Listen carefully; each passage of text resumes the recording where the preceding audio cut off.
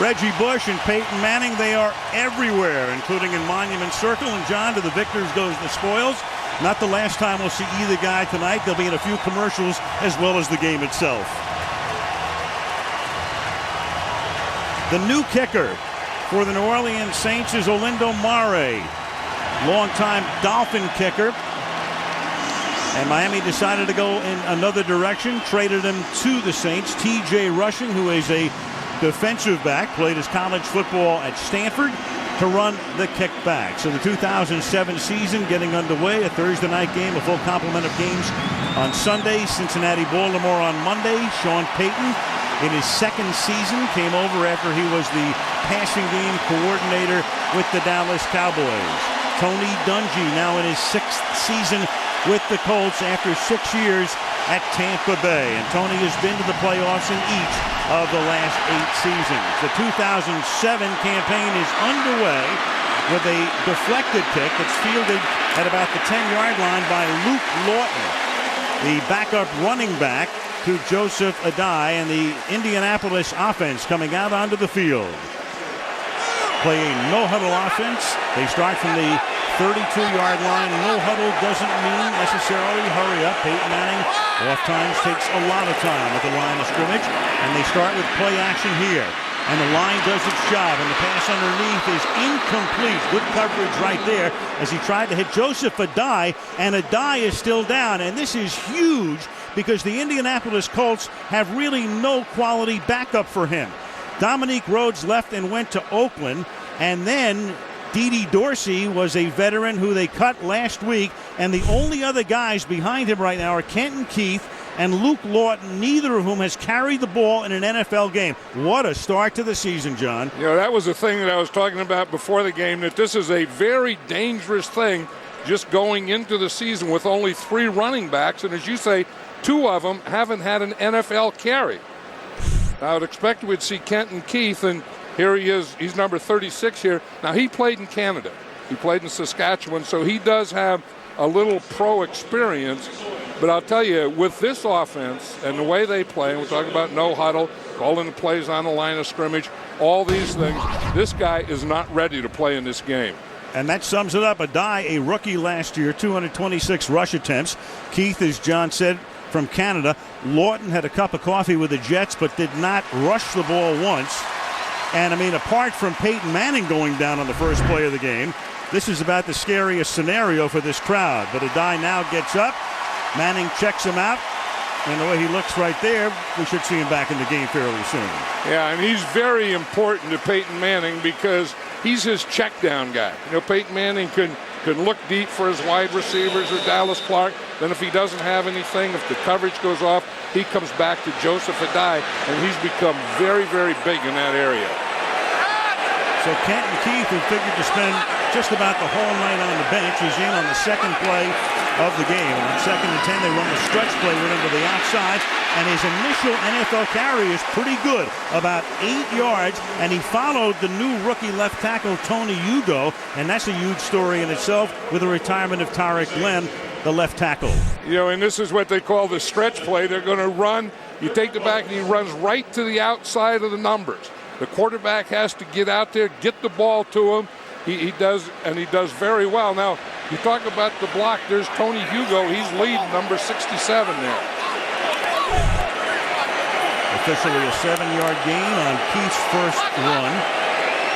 3rd down and 3. Trips to the right. Harrison goes in motion. Next to Wayne, and you get Walt Anderson blowing the whistle for the first time. That's something you don't see the Colts do a lot of. They ended up in a bunch formation. Number 67, offense. 5-yard penalty, still 3rd down. That's the rookie Hugo.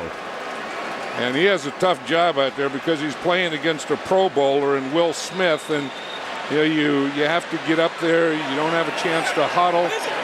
When you look out there and you have one of the top pass rushers in the game right here in Will Smith. Now, the thing that they can do is they can put the tight end on his side and help him out a little, and that's what they're doing on this play. 3rd down and 8 from the 34-yard line. Manning stepping up and stepping to his right and then throwing, and the pass is incomplete. The coverage by McKenzie. The pass intended for Marvin Harrison. And so the Colts 3 and out on their first possession. And you watch a rookie, Tony Hugo here. He does a pretty good job. Again, I think by having the tight end on that side, that puts the defensive end, Will Smith, out another man. Will Smith is not a speed rusher as much as he is a bull rusher, and Tony Hugo took it on pretty well that last play. Reggie Bush is going to run punts back this year. He did some punt returning last year. In fact, he probably did about 60% of it, but may do even more this season. Hunter Smith to send it Bush's way. And the electric one fields at the 19, stumbles for a moment, and then gets corralled by the swarming cold coverage unit. Matt Giordano is there at the 18-yard line. And Drew Brees, Boilermaker. He's a Texan who played his college ball not far from here at West Lafayette, at Purdue. Led the league in passing yardage last season. Co-man of the year with LaDainian Tomlinson. And they start by giving the ball to Deuce McAllister, who does about 65% of the rushing, and Bush does most of the rest, and Bob Sanders comes up to make the tackle. You know, when you were talking about the Colt defense and how they got better, and when they got better is when they have this guy. Bob Sanders is a safety. He could be back 10, 12, 15 yards. The ball is a run. He can get up to the line of scrimmage as quickly as the ball carrier can get there. That is amazing. A lot of times he's up on the line of scrimmage, but he can get up there equally as well when he's off the line of scrimmage. Now they've got Bush in the backfield. Sometimes you'll see Bush, sometimes McAllister, sometimes both. And this is Bush taking it to the 25-yard line. 2 new starting corners, new outside linebacker, new defensive tackle for him. Bush and McAllister both in the game as Brees goes over the middle, complete to Marcus Colston, one of the great finds in last year's draft. 7th-round pick. That's the last round out of Hofstra. Comes off a season in which he caught 70 passes. You know, and that's the big thing. You know, Colston is such a big target, and the great thing that Drew Brees does is find a passing lane. I mean, he had a lane to the left because he says he has to push for vision. You see him push for the vision right there because he's not, he's only 6 foot tall, so he's not going to throw over a lot of people. Fake toss to McAllister when the pass is caught. This is their new tight end, Eric Johnson, who's been playing with San Francisco over the last 6 years, but he'd missed 2 of them with injuries, so they picked him up, and they want to get their tight ends to do a little bit more of the receiving this year, and he's the perfect guy to do it for them. Yeah, if he can stay healthy. In fact, they only signed him to a 1-year contract because he has to prove to them that he can stay healthy the whole year. 2nd down and 4 at the 41-yard line. Bush is the running back.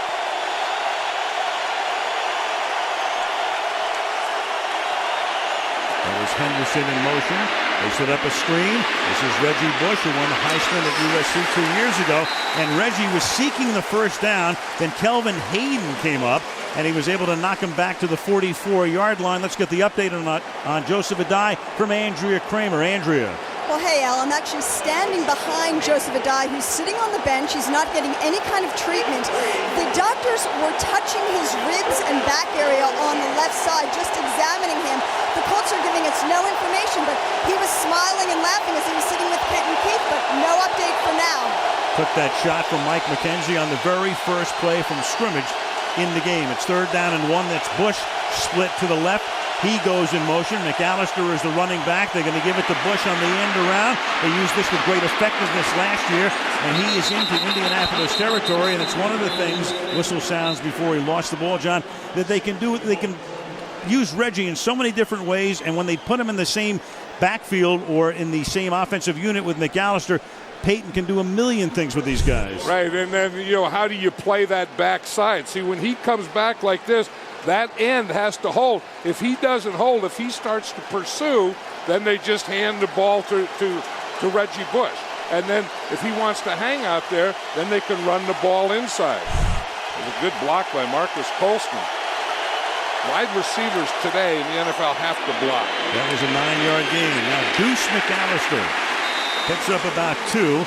Rob Morris, a one-time #1 draft pick back in 2000 out of Brigham Young, makes the tackle.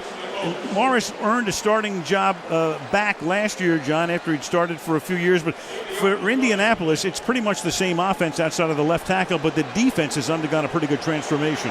Right, and Rob Morris is a good story. I mean, he was a #1 draft choice, played middle linebacker, got beat out. Colts waived him. They kind of hung in there. They brought him back as a backup, and at the end of the season, they needed him as a strong backer, and he's played very well for him. 2nd down and 8. And the pass is caught here by Devery Henderson, who doesn't catch very many short passes. Last year he averaged 23 yards a reception, tackled there by Marlon Jackson. Last year, #1 in total offense, which is yards per game, 391. #1 in passing, and it's the first time in the 40-year history of the Saints they led the league in either category. Yeah, and this is a big down for the Saints because they talked about the big thing in this game is offensive time of possession, and you have to pick up 3rd down. 3rd and 3, and they give it to McAllister, and he finds the opening behind a Mike Carney block. Carney, number 44, the fullback, and a guy, the last time we had him on a Sunday night, he scored 3 touchdowns against Dallas, the only 3 touchdowns in a 47-game career. And here he is, and that's what you do in the I formation. You need a lead blocker and that fullback, and that's what Carney does. And you know, he gets that block there, and then Deuce McAllister can run right off it. That's the thing that Sean Payton was saying, that he wants to stay away. You know, he doesn't want to get in a rut of running Deuce inside and running Reggie Bush outside all the time. Bush in the slot this time, going down the sideline, and Breeze gets hit as he throws and undershoots him. It'll be 2nd down and 10 on a drive on which the Saints have now converted 3 for 3 on 3rd down. You know, and that's big in that time of possession thing we were talking about. It was interesting. Sean Payton said last night, you know, he said, I wouldn't be surprised in this game if Drew Brees went like 28 for 31. And you can see the way, you know, the calmness in the pocket is getting pretty good pass protection, and Drew Brees will eat up a zone. That was Brees' first incomplete pass on 2nd and 10. They run a draw. Deuce McAllister to the 31-yard line. So can they convert on 3rd down again? They're 3 for 3 to this point. See if they can do it for a 4th time. Freddie Keaho makes the stop. He's number 54 and becomes a starter this year with Cato June leaving for Tampa Bay. You know, I think at some point here the Colts have to go pressure defense. They're going dime or 6 defensive backs, and I think, you know, if they get another 1st down here, I mean, they're very close to field goal range now here. Down here, you know, at some point you have to bring some pressure, and the Colts are not a big pressure defense. 3rd down and 6. They run a stunt up front, and it's Reggie Bush who gets taken down. Raheem Brock smells it perfectly, busts through, and the 6th-year tackle out of Temple stops the Saints. And maybe the Saints expected some pressure there because, you know, that's really not a running down. I think they figured, okay, we're going to catch him in a blitz, or we're going to catch him in a dime, 6 defensive backs, and we'll pop a run in there. Raheem Brock said, hey, no way. Olindo Mare, 10 years with the Dolphins. His first kick as a Saint will be a 52-yard attempt. Under the roof. The kick is certainly long enough. He has a tremendous leg, but it's wide to the left. And, of course, what you do in a situation like that, if you miss a field goal from that distance, you give the Colts good field position. We'll check out Adai and the Colts when we come back. Colts have played here since they came from Baltimore in '84. Next year, move across the street to New Diggs. Adai is back in the game after getting shaken up on the first play of the game, and Manning hands the ball right to him for a gain of a couple. Adai last year is the guy who came in, and he was under a lot of pressure because for years they'd had Edgerrin James, who was so brilliant. Edgerrin left for a better contract at Arizona. They pick up Adai as a first-round pick out of LSU, and he had a marvelous season, John. Well, he did, and the thing that he picked up is a passing game. You know, when you play for the Colts and you're going to beat Peyton Manning's running back, you have to be able to pass protect, and you have to be able to get out and pass patterns. Short drop, quick flip. That's Reggie Wayne. Let's take a look quickly at the Saints defense before 3rd down. Jason David with a championship ring from the Colts. He left the Colts after last season, was a starting cornerback. Now starts for the Saints. 3rd down and 6. Manning throws, and that's their initial first down of the season to Dallas Clark, the tight end. Tight end sort of in name only because he flexes a lot, and Dallas Clark can almost be like a hybrid tight end wide receiver. Yeah, that's what they do. They go 2 tight ends, but Clark really isn't the tight end. You'll see him. He lines up in the slot. And over the year, last year, he became, I think, towards the end of the season, in the postseason, he became their most valuable player. You see Tony Hugo there. He's having a little problem over there, but Peyton Manning does get rid of the ball quickly. The guy swings to the outside of the short side of the field, and he's tripped up at the 44-yard line by the defensive end, Charles Grant. We were talking to Peyton Manning the other day about Joseph Adai, and he says, the big thing about him is getting out in the pass pattern. He said, everyone talks about you have to be able to block and you have to be able to run a pattern. He said, but you have to know when to get out. He said, some backs will stay in there and block. He said, I don't want him staying in there and block. I want him to get out so he becomes my check down and my outlet guy. 2nd down and 9. Manning to Marvin Harrison. So the two guys, each headed for the Hall of Fame, connect for the first time this season. Marvin at the age of 35, still their primary guy along with Reggie Wayne. They have 2 great guys on the outside, plus Clark, plus Adai. He just keeps on ticking, and he's all about quickness, and then he's going to run that slant, that short stuff in there, and then if you come up and start to press him or playing tight and don't have help over the top, he's going to go deep on you. One of my favorite wide receivers in the NFL because of the way he plays. 3rd and 1. They use a fullback in this set. That's Luke Lawton. Adai is the tailback, and behind Lawton goes Adai, and he picks up a first down. Goes to the die to the 30-yard line. Tackled there by Antoine Lake with under 3 minutes to play in a scoreless opening quarter on opening night. Watch here. Watch the center, Jeff Saturday here. He makes an excellent block here. You see he goes to the right, drive, makes that hole that Adai goes through. Jeff Saturday played excellent in the Super Bowl. I watched that film. I thought, maybe he should have been the MVP. He dominated the Bears in that game. 9th year in the league. Manning's in his 10th. 2.5 to play in the first quarter as Adai takes it to the 27-yard line, tackled there by Scott Fujita. It was all led, I think, by Jeff Saturday, but Ryan Lilja, the left guard, and Jake Scott, the right guard, played great in that Super Bowl. And that's what they did. What they're doing right here is what they did to the Bears in the Super Bowl, just pound the ball inside with these guys.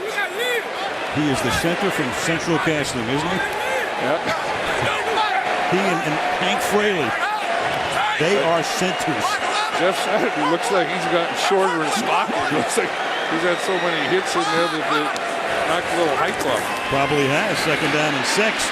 Manning going to the end zone, and it is caught by Marvin Harrison for a touchdown. Marvin Harrison gets behind Jason David, and the two, of course, have matched up in practice for years here in Indianapolis. David goes to New Orleans and gets burned for Indy's first touchdown of the season. Well, we talked about that. They throw him the slant, and you think, okay, we got to watch out for that slant. We got to watch a short one, and then boom, they're going to go over the top to him, and that's exactly what they did to Marvin Harrison. Now, he usually lines up on the right side. This time, he lined up on the left side. 27-yard touchdown. Adam Vinatieri for the point after. So because of the missed 52-yard field goal, it's a short field for the Indianapolis Colts. And toward the end of the opening quarter, 7-0, world champions. 58 yards, 8 plays, 4 rushes, 4 passes, 107 touchdowns now. The combination of Manning and Harrison, most in the history of the NFL, 22 more than the old record holders, Steve Young and Jerry Rice. Lance Moore will run the kickoff back for the Saints, and Moore will take it back to the 21-yard line. The Saints last year with a record of 10-6, winning the NFC South.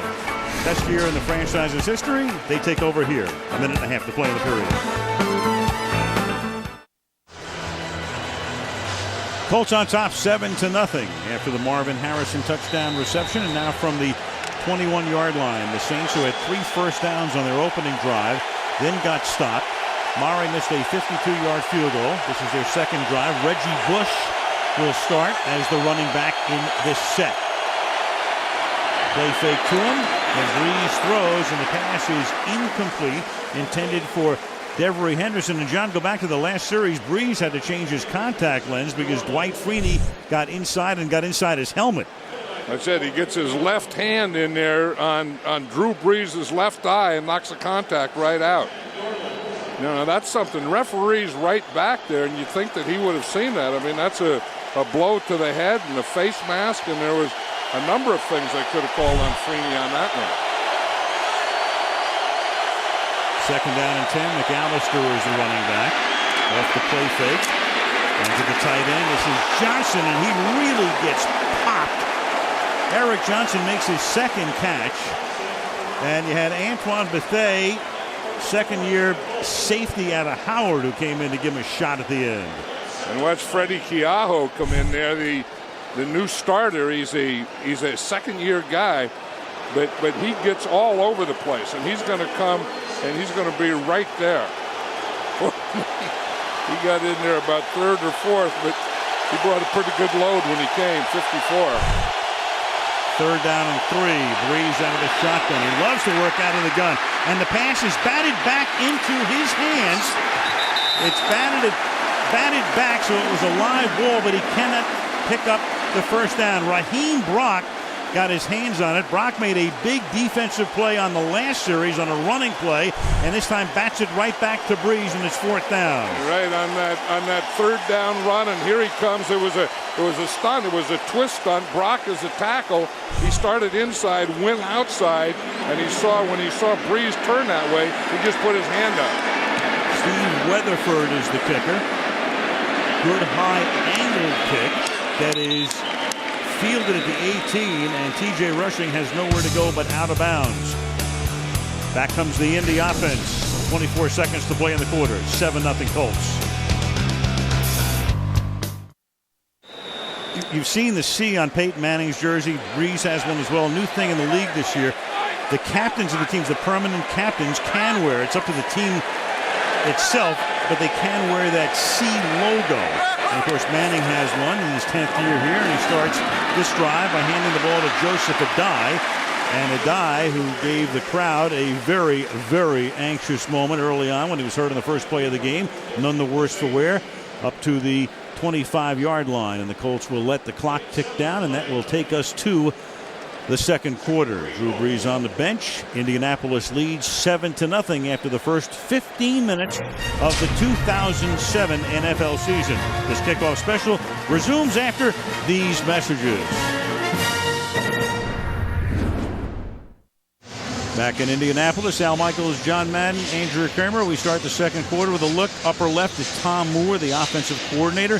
At the bottom is Howard Mudd, the offensive line coach, and of course with Peyton Manning. But these three have been together now for all of Peyton's decade in Indianapolis. And when you talk about Howard Mudd and his offensive line, one of the reasons Manning has that streak going is that line has done such a phenomenal job.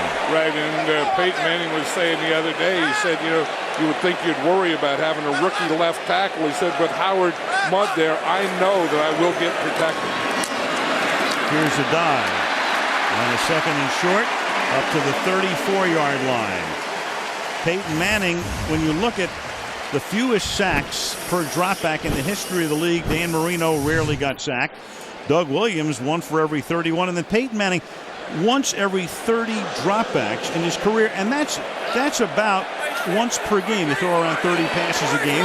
And on third down last year, he was dropped only once all season, which is amazing. Yeah, a lot of that is the protection, the offensive line, but a lot of that is Peyton Manning also in getting rid of the ball. As it was with Marino from the 34-yard line. This is the dive, taking it up to the 43-yard line where he's tackled by Josh Bullocks. But it's a good combo. You got a real smart quarterback, a quarterback who knows as much about how to play the game as anybody, an offensive line coached by those guys that they've had good people, and they keep Peyton away from trouble. Well, you know what Tom Moore was saying about it the other day? He says that being together so long, running the same offense with the same terminology and everything, he said within a game if something changes, we know how to fix it. 2nd and 2. This is Adai, and Joseph Adai behind a Jake Scott block, the right guard. Takes it across the 50 into Saints territory, 1st down. Right, and they're going to run the Saints right out of cover 2. I mean, that's the thing. If you want to play cover 1 or cover 3, they're going to throw to the outside receivers. If you're going to keep the safeties deep like that and play cover 2, they are going to run the middle line. And Joseph Adai is such a big part of what this Colt offense does, because if you want to cover, if you want to run everyone off, he'll run the ball out. Then they're going to give it to Keith because Adai carried 4 straight plays. So Kenton Keith making his NFL debut tonight, tackled by Jason David. Well, they found out that that they can do that, and they, and Tom Moore talked about that too. That I don't want to get away from the run. I mean, sometimes we look and Peyton can do this. We have so many great wide receivers. He said, but if they want to take away all our receivers and give us the run, we'll just continue to take the run, and that's what they're doing right now. Indianapolis, a fairly porous run defense last year. Meanwhile, Indianapolis was worst in the league against the run, but still wound up winning the Super Bowl because they got hot in the playoffs. 2nd down and 7. Keith again. He's going to take it to the 42-yard line, tackled there by Brian Young. Again, we mentioned at the top, last year Dominique Rhodes was the other running back, so Adai saw most of the ball carrying, but Rhodes played a very big part. They let Rhodes go, and as John talked about it at the beginning, a very dangerous situation where you have Adai and then behind him, no experience. And I think if Adai can stay healthy and continue to take this load, he is going to become one of the top backs in this league because he has a perfect offense for it. 3rd down and 3. He's carried 8 times tonight. Manning will take this snap out of the gun.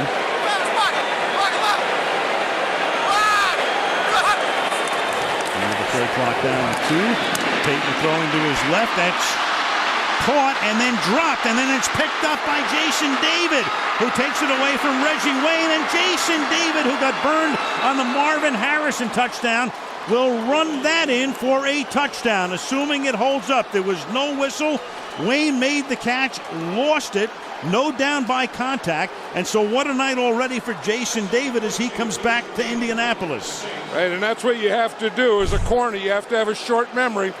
Here's Jason David right here on Reggie Wayne. You see, he takes away the slant. He jumps the slant. Then when he goes to tackle him, he puts his right hand in there and just strips the ball right out of Reggie Wayne. See the right hand go in there, right there, around his waist, and knock the ball out.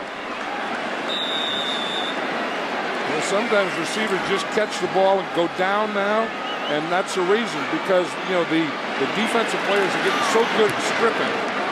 Wayne had only 1 fumble all last year. Jason David giveth and taketh. Mari with the extra point, 7-7. 55-yard fumble return.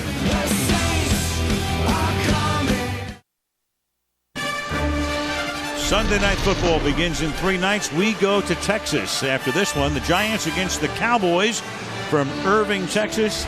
And we'll see Peyton's younger brother Eli, of course. Our gang will be in New York for Football Night in America to get you started at 7 o'clock Eastern Time on Sunday. A line drive bouncing kick will go through the end zone. Mari with a lot of touchbacks, but not normally looking like that. Manning and company back to work from the 20 after the David run back. Tie game.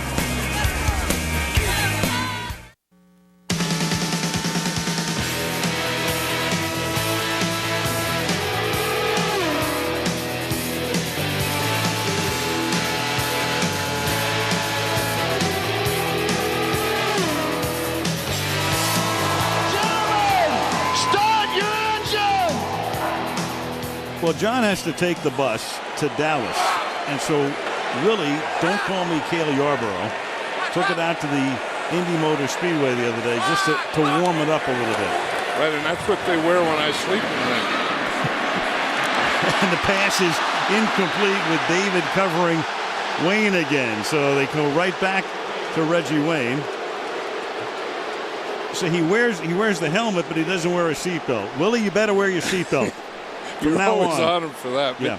But this is a fun week. I mean, I just love the start of the season, and being here on Thursday night, and then right after the game, getting on the bus and going down to Dallas, and and having 2 games in 4 days. I think that's all great. And start the season with a celebration, and I tell you, this is pretty good so far here tonight. 2nd and 10 with 11.5 to play. And now they go back to the ground. And Adai picks up a couple. John, we've talked about that Saint offense a lot. But again, a lot of championships are won on the other side of the ball. And the Saint defense, they needed to protect against the deep ball. Last year, that was a major problem for them. And one of the things they wanted to do is get a corner. That was the number one thing, and that's where they got Jason David, who was beaten by Marvin Harrison earlier. And then, as you said, he'd take us back with a fumble recovery. But they still don't have a strong middle. I think they need a bigger middle linebacker or a bigger defensive tackle that can dominate in there against the run. On 3rd and 7, that pass is intended for their top draft choice. That's Anthony Gonzalez, who just came into the game. Will Smith, meanwhile, decked Manning. So Anthony Gonzalez out of Ohio State, picked in the 1st round. They put him in the slot. The pass to him is incomplete. Let's watch Tony Hugo there against Will Smith. Again, Will Smith is a bull rusher, and I think Hugo has to drop his hips a little more, because when you accept that bull rush and you go 2 or 3 steps back, Will Smith's next step is on Peyton Manning. And Brian Young had Peyton around the legs as well. So it's 4th down. Hunter Smith, who doesn't see much action. Of course, the Indy punter never does with that offense. Sends it down to Lance Moore.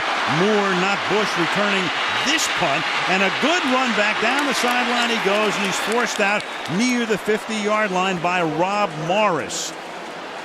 So they can use Bush. They used him earlier. They can also use Moore. Lance Moore, 2nd-year guy out of Toledo, with a 30-yard return. By the way, this game started, Indianapolis wanted to turn the clock back. It looked like they might have lost Adai for the night, and maybe even more when he was shaken up on the first play, but he's been fine since. Meanwhile, New Orleans now, Reggie Bush in the game. They split him to the left. McAllister is the running back. They give it to Deuce. Over the 50, he goes to the 46-yard line. And, John, when you look at Deuce McAllister, here's a guy, gets hurt, has an operation. They draft Reggie Bush. He's got to think, hey, what's going on with my career? Meanwhile, had a great year last year and fits in perfectly with what Sean Payton's doing with him right now. And you can see why. I mean, that formation they call pony, where they have both of them in there at the same time. They put Reggie Bush in motion. He goes out. Now the defense has to go out with him, and that opens a lot of holes inside for Deuce McAllister. Tight roll and almost intercepted. Jumping the play was Bob Sanders, the strong safety coming up, intended for Marcus Colston. Terrific coverage and a near pick. It'll be 3rd down and 4. We know that 21 Bob Sanders is an excellent player against the run, but watch him against the pass here. I mean, he's on the slot. He looked like Troy Polamalu there. I mean, a guy that you think he's one place, you think he's on the slot, and no, he's on the wide receiver. Only 5'8", but 206 and tough, and what a difference he makes with that defense. 3rd and 4, and they're going to give it to Stecker, Aaron Stecker, and he'll pick up the 1st down on the end around. So you've got Bush, you've got McAllister, and then they bring Stecker in, and while Indy's not looking, he picks up 13. And I think that's where they try and take advantage of Dwight Freeney, the defensive end. If you watch him, he's going to be here. Now he's going to come and he's going to spin there. See him spin to the inside. Now there's no contain out there, so Stecker is able to get a free soft corner. Stecker, remember Tampa Bay's Super Bowl champions a few years ago, only carried the ball 4 times last year. Good special teams guy. 1st and 10. Breeze with that tight roll again. It's Colston, the 7th-round pick out of Hofstra last year, to the 30 for a gain of 3. That's one thing that Tony Dungy loves in his defense is speed. I mean, he says you don't have to be the biggest guys, but you have to be the fastest, and you have to play the game with speed. And that time on the tackle, he had about 7 blue jerseys. That's Tony Dungy football. Smaller, real fast, quick, good tacklers, cover 2, don't get beat deep. Bush is the running back. Draw. Push through the middle. And Reggie will fight his way for a first down. Got stopped about a yard shy. Went in behind the guard, Jerry Evans. And Bush through the middle. He won't go there very often, but occasionally he will. And he does there with success, first down. But I think that that's one of the things that he has to do, is go inside. Now, not a lot. I mean, he's not going to pound things, but this is a delay or draw. And when you can get the defense to come off like that, and you get the line penetrating, the linebackers dropping off, Reggie Bush will get that first down a lot. McAllister is the running back. Carney's the fullback. Quick flip out to the right side. Henderson to the 19-yard line. Devery in his fourth year out of LSU. Tackled by Kelvin Hayden.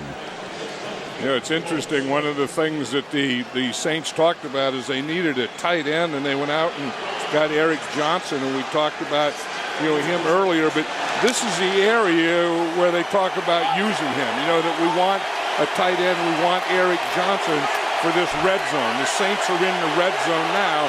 Let's see if they use him. 2nd and 5 with McAllister in the backfield. Deuce to the 16-yard line.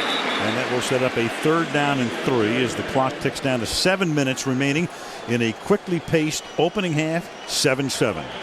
And we were talking about using Deuce McAllister and Reggie Bush in the same backfield, and the formation they call pony. But the Colts, when they do that, they play Reggie Bush like a wide receiver.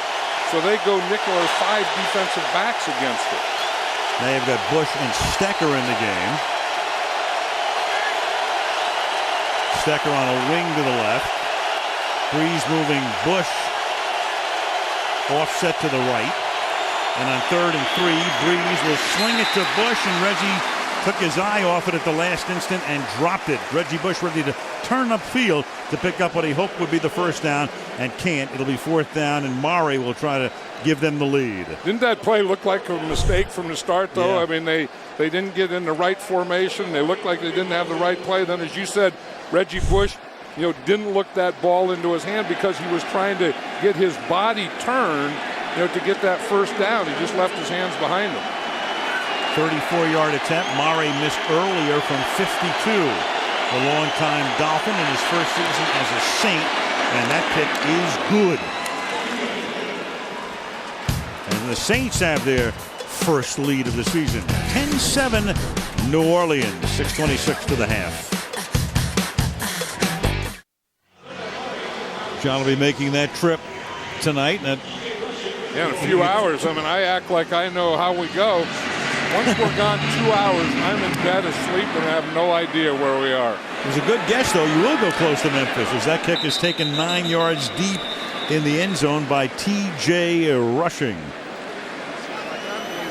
Peyton Manning coming back out to lead the next Colts drive. 10-7 Saints on opening night.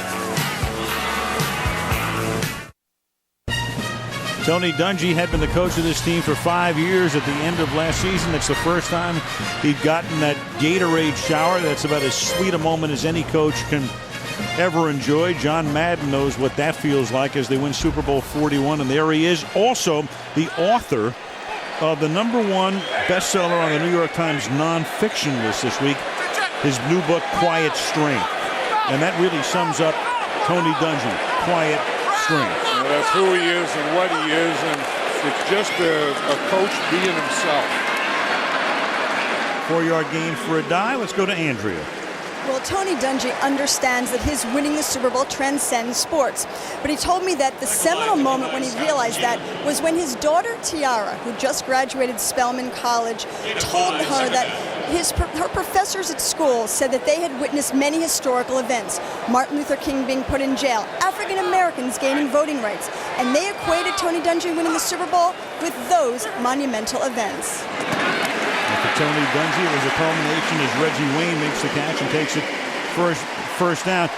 We talk about Peyton Manning ending a lot of frustration, but for Tony too. And he had a lot of success at Tampa, turned that team around, but they let him go because he couldn't get them to the mountaintop. And then finally, he, like Manning, gets there last year. And there was a time, you talk about quiet strength, there was a time that he was criticized for not being emotional enough, not showing enough life, not getting mad at players and stuff. And that's where I say you have to be who you are. And I think that's what Tony Dungy proved, that, I'm not a yeller and screamer, and, I'm just Tony Dungy, and stay in yourself. That's what Tom Landry was. That's what Chuck Noll was. That's what Tony Dungy is. Look at that. That is some list. Landry did it twice, going to the playoffs 8 straight years. Over one stretch there, Tom went 9 straight years. And when you look at Noll, Tony played for and coached under Chuck Noll, so he was one of his mentors. 2nd down and 8. Manning. And that pass is incomplete as Fujita comes in to break it up, intended for Reggie Wayne. Scott Fujita's doing a good job on defense. He's the guy that is playing that slot, that bubble area there, and he's playing it real well. Because you get in a position and you think that you have to, that you always up is over on that side, but that you always have to play the run, but that strong backer also has to play that bubble or play the pass. 3rd down and 8. The rookie Gonzalez comes in as the 3rd wideout. He's in the slot to the right. They hope he's Stokely. So far, he hasn't been. That's the role they wanted to play. And Manning's going to take a timeout here. 4:46 remaining in the opening half. Saints by 3. Down at the RCA Dome, Victory Field, the baseball stadium, lit up tonight. And the new stadium being constructed next door, Lucas Oil Field, which will be the home of the Colts next year. Manning, after that timeout, still gesturing. And now you've got one of the few penalties in the game, and it's against Ryan Liljer. Number 65, offense. 5-yard penalty, still 3rd down. You know what I think it was? The Saint defense is in nickel defense, and I think they were anticipating blitz, so they were trying to change their pass protection on the line of scrimmage, and Liljer just jumped. That's the thing, you always assume that, he calls a play on the line of scrimmage because there's no huddle, but then he also changes that play when he sees the defense they're playing. Well, they have to get to the 42 to convert on 3rd down and 13. Manning was great on 3rd and long last year. About 50% of the time he converted. And that one is batted away. That's Harper, the cornerback, Roman Harper, in his 2nd year, was hurt much of last season, but I think he can make a big difference by staying healthy this year. 4th down. We were talking about, pass protection and Peyton Manning not getting sacked. But here's why, too. I mean, even if the pass protection breaks down, he knows how to get away, to buy some time and then still get rid of the ball. Peyton Manning is not going to take sacks. Colts 40% on 3rd and 10 or more last year. The rest of the league 20%. But this time the Saint defense was there. Hunter Smith will send this one off the side of his foot. And that will give New Orleans pretty good field position as they march it off at the 40-yard line. Now the Colts, a lot of Super Bowl teams lose players. The Colts lost Jason David, of course, who's been a big player tonight for New Orleans. Gilbert Gardner started 12 games at outside linebacker. Glenn retired, the left tackle. Nick Harper left to go to Tennessee, the other corner. Cato June decided to go to Tampa for a better contract, and Rhodes went to Oakland, where he suspended at the start of the season. So they lost 6 guys who played over 100 games last year. And but still, they feel that they are as good a team, if not better, than they were last year. Yeah, and I think one of the biggest loss they have wasn't on that list because it's an injury, and that was Booger McFarland, the defensive tackle, who really helped their defense at the end of last season. No play here. McFarland got hurt in preseason. False start, number 44, offense. 5-yard penalty, still 1st down. Mike Carney, says Walt Anderson, our referee. And I think they're going to miss Booger McFarland, inside as much as any of those other guys. First penalty of the night against the Saints. Ed Johnson, an undrafted free agent, had some issues off the field at Penn State. One of the reasons he was undrafted, but all of a sudden here he is making his debut with the world champions on opening night. Reggie Bush to the outside. And he gets slung down by Rob Morris after a short game. Reggie Bush was telling us last night that, that you just can't get beat up in this league. He said you have to know when it's the end of the journey.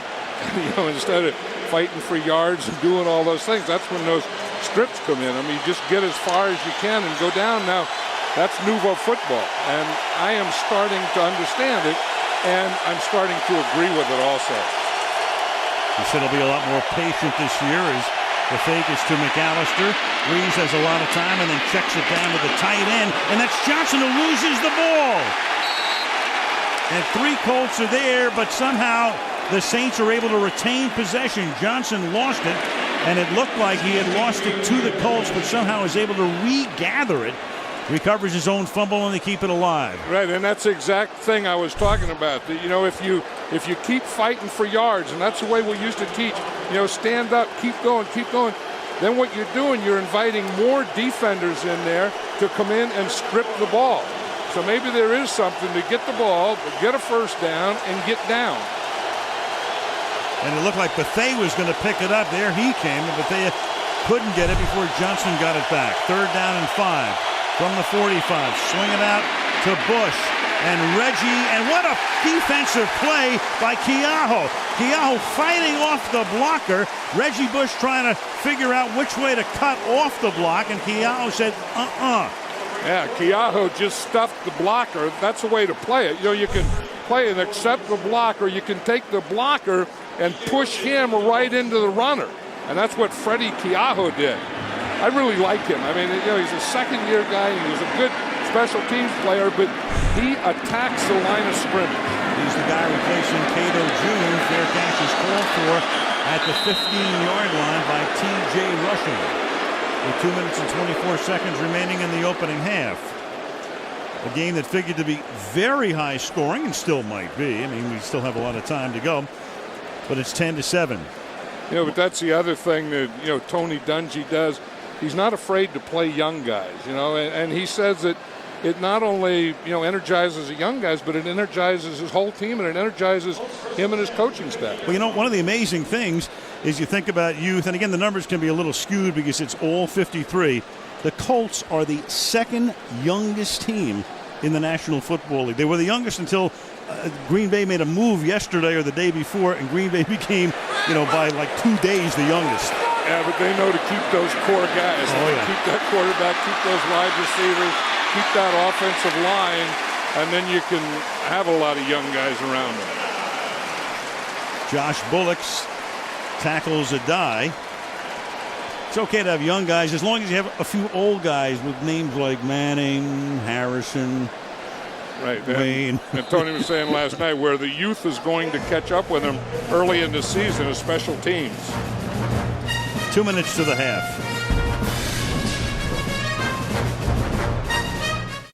And there you have the Mannings, Olivia and Archie, who are here tonight. And I don't think they're going to Dallas, but they're going to check Eli out in another week or so, Green Bay against the Giants. 2 minutes to the half, and caught by Clark, tackled by Fujita up at the 34-yard line. And have you ever seen a shot of NFL parents ever relax to the game? No. And they look like the most tense people in the whole stadium. Especially, remember last year there was look at Archie. They won't even look. Watching his boy go against his old team. Fake inside handoff to a die. And then over the middle, Clark gets free. And the big gainer to the 31-yard line. Fujita that time again covering him. But Clark able to get behind him. And Dallas Clark in his 5th year out of Iowa with a long reception, 29 yards and a first down. And here he comes, and he is so good at that. And Peyton Manning is so good at finding him. If you're going to take those safeties off and you're going to drop them deep to the outside, Peyton will look you off, keep you there, and then come back to Dallas Clark. Make it a 39-yard reception, first down, timeout here. Dallas Clark, big play, tight end. John talked about the fact he may have been their MVP in postseason last year, 5-year career, 13.4. Very good for a tight end. Again, he's a tight end, but he can also play in the slot. They flank him. That time he picked up 39. Here's a dive, cutting it back upfield and picking up 12 to the 20-yard line. You know, it's interesting. Tom Moore, calls a great game, and Peyton Manning calls a great game. And the Saints were playing that cover 2, safeties off, corners up, and the Colts were trying to run them out of it. Then they had enough of that, and they just hit Dallas Clark down the seam. Manning on first down, jostled as he throws, and the pass intended for Clark is incomplete. That time it's Roman Harper covering on the play. They have a play down here I saw him work on the other day. It's kind of a hook and go where they bring Dallas Clark, or in this case it could be Anthony Gonzalez, inside and have him hold the inside linebackers and then go straight up the middle. 2nd and 10.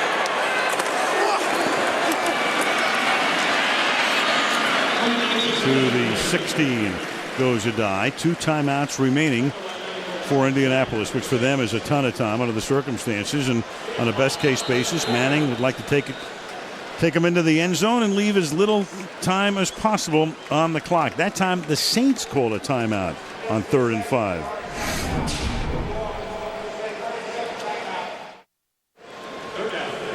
Saints just took a timeout. It's kind of an unusual timeout, John, in the sense that defensively you normally wouldn't take it here, but when Indy runs the 2-minute offense and with the personnel, New Orleans just didn't like the defenders they had on the field. And I think their pass rushers were getting a little tired too. They'd like to give them a blow, so that they can come up with a big pass rush on this 3rd down. But they take the timeout, and Indy still has its 2, 3rd down and 5. And Manning to the outside he goes, and the pass is incomplete. McKenzie all over Marvin Harrison. That's one of those things that doesn't happen a lot with Marvin Harrison and Peyton Manning. But it looks like when he's even with them, you see right there, Peyton Manning is going to back shoulder him. Now, if he would get over the top, he would throw the ball deep in the end zone. If they are even, he'll throw it to his back shoulder, so it turns into a fade stop. And Vinatieri, 2nd year with the Colts, the longtime Patriot, one of the greatest kickers in the history of the league. So many pressure kicks in postseason. Kicks a 33-yard field goal with 45 ticks remaining in the opening half. And we're tied at 10 on opening night. It's Monument Circle in downtown Indianapolis, and so about 4 or 5 blocks from the RCA Dome, and that's where thousands gathered. They began gathering early today, big celebration, and the concert out there with Faith Hill performing tonight, Kelly Clarkson. Peyton Manning tonight, 101 yards in the touchdown pass to Harrison. Breeze, meanwhile, 10 of 14, but for only 44 yards. A lot of stuff underneath. The guy got hurt on the opening play, but was able to come back shortly thereafter. Jason David gave up a touchdown. He got burned by Harrison and then created one himself, forcing the Wayne fumble and running it back in for a score. A couple of field goals on either side, and the game is tied at 10 as the kickoff comes down to the 1-yard line, and Lance Moore will run it back. Moore winning the job in training camp and getting it back up to about the 31-yard line. Saints last year, great inside of 2 minutes, 5 touchdowns on drives that began with 2 or fewer minutes, and that's the best in the NFL. One of the big reasons is Drew Brees is great in the shotgun, so that'll put him in the shotgun. Here in the road, they'll go silent count, but I think his rating in the shotgun last year was 107. 107.4 was the best in the league, and he loves the shotgun. He said, I played it a lot at Purdue. He said, I love getting in the gun. He's in the gun here. He buys time by moving to his left. He finds the open man, and that's Marcus Colston who takes it up for a first down. They have only 1 timeout remaining, and they will use it right here. We saw Peyton Manning do this earlier, and Drew Brees does it here. It's not always the pass protector or the pass protection that's great. Watch him save this right here. He gets an inside rush. He feels it, moves outside, buys time, and then finds his receiver. I mean, he knows that Dwight Freeney is going to be in on him, and he's worried about that inside move. So instead of just sitting there and taking a sack or trying to run away to the other side, he just goes to the same side that he spun on and then bought more time. 29 seconds, no timeouts. They are frustrating Dwight Freeney. I mean, they've been running inside him all night. They ran a reverse on him. You know, he spins and gets onside. Breeze gets outside. That time Freeney will get to Breeze, who then shovels it to an offensive lineman, so an illegal forward pass. Jamar Nesbitt said, "What is this coming my way?" And Walt Anderson is right there with a flag. That was the end of the frustration for Dwight Freeney. Yeah. But, you know, he was going up the field earlier, and they were running inside him, and then he was spinning and getting caught inside. That time, he just used his speed and quickness, and he just took off on Jamal Brown. Almost like he heard you. Yeah, let's get going, Freeney. I don't know that, you know, he'd made a lot of plays yet in this game. Reggie Bush is trying to contend that he was in the area. It's an illegal touch. When you see a 60-something touch the ball first, it's going to be an illegal touch. And especially when the referee has his hat off. Yes, right. And has a conference.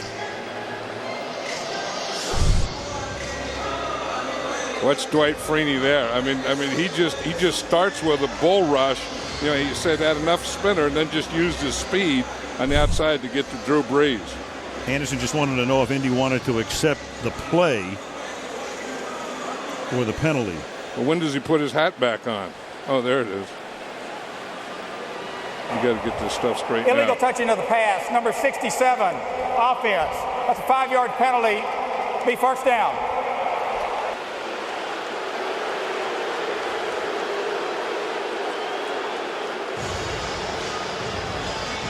The fans are booing here. They wanted to get that sack or get to where the point where he threw the ball away. Dwight Freeney can raise havoc. I mean, he's one of those guys that, you know, every down, doesn't make any difference, run, pass, whatever, he is going to rush the passer. He's going to raise havoc. He's going to get in the backfield. He's going to play 3 to 5 yards on your side of the line of scrimmage, not his.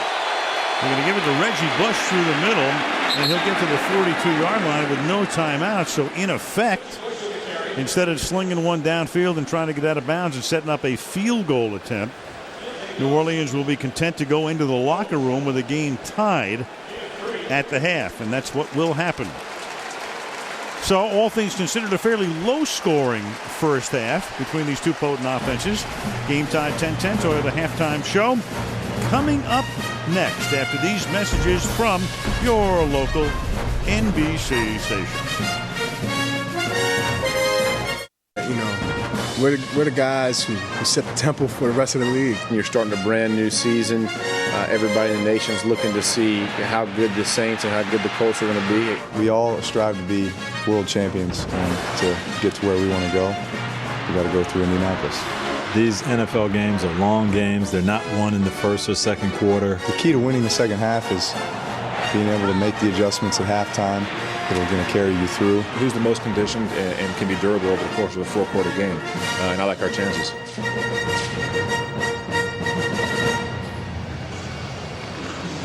Back to the second half, Indianapolis, Indiana. Al Michaels, John Madden, and Andrea Kramer, opening night of the 2007 season. Only 20 points in a game that figured to be higher scoring, but still, of course, a lot of time to go. Some of the numbers through the first half: the Colts with 189 total yards and that one turnover, which led to the touchdown. And the Indy defense, John, doing a very nice job limiting Breeze to throwing underneath, and only 112 total yards for the Saints. Right, they're playing those safeties deep, and they're pressing with their corners, and they're playing a soft zone. So Breeze has to take the quick or the underneath stuff, and the Colts just aren't letting him have anything deep at all. Vinatieri kicks off, and it's a bouncing ball. It's fielded up at the 25-yard line. And crushed at the 34-yard line is Josh Cooper, a backup defensive end. To Andrea we go. Well, at halftime, Sean Payton told me that they have to be patient offensively, stay ahead of the chains, do a better job on third downs, and mix in more play action. As for Tony Dungy, he said, our offense is off. They're playing a lot of two deep zone. We have to run the ball better. He said we have to convert on third downs. They're only 2 for 7. And as for Joseph Adai, who was injured on the first play of the game, he just got the wind knocked out of him. Obviously, he's had a great first half. After a very scary beginning to the season, 5 seconds into the game. Breeze to hand the ball to Deuce McAllister. And McAllister will get pushed back after he reaches the 39-yard line. Gary Brackett makes the tackle. Last year, Drew Brees, when he threw deep, he was more effective than anybody in the league. The targets more than 20 yards from the line of scrimmage. 52% completion mark, led in yards and touchdowns, third in rating. But tonight, as John said, that soft 2-deep zone not giving him anything deep, throwing underneath, and thus he is averaging less than 4 yards per pass attempt tonight. McAllister. Deuce reaches across the 40, setting up a 3rd and 2. Just at the end of the first half there, I was talking about Dwight Freeney and how he always plays on your side or their side of the line of scrimmage. The Saints are going no huddle here, but he just did on the last play. Goes to their own medicine, and the pass is knocked down by Josh Thomas. Backup defensive end, backs up Robert Mathis and comes in and rotates from time to time with him. Knocked it down and forces the punt. Yeah, that's one of the things where maybe Sean Payton outsmarted himself. You know, they got the second half kickoff, so they start and they want to change the tempo. You know, maybe go a no huddle on 3rd down, pick up a 1st down. Catch the Colts off balance. But when it doesn't happen, then you lose time of possession. You just give them the ball back. Punt by Weatherford will bounce out of bounds at about the 28-yard line. So quickly, Indianapolis gets the ball to start their first drive of the 3rd period.